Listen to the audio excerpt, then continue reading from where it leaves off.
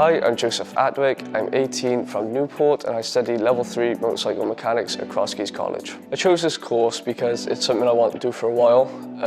Growing up in a family where motorcycles are involved, I wanted one. I wanted to take care of one and eventually do stuff my own way. And I chose Coleg Gwent because it was the only course in this country providing motorcycle mechanics. What I like most about my course is the practical side of things. I enjoyed the theory.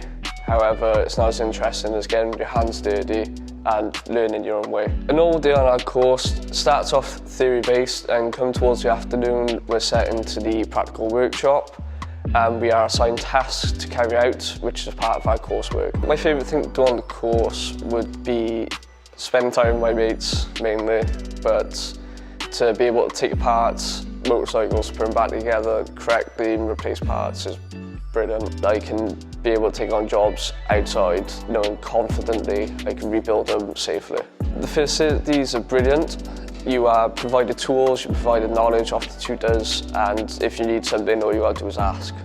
My long-term career goals would be to eventually go into a garage working on motorcycles.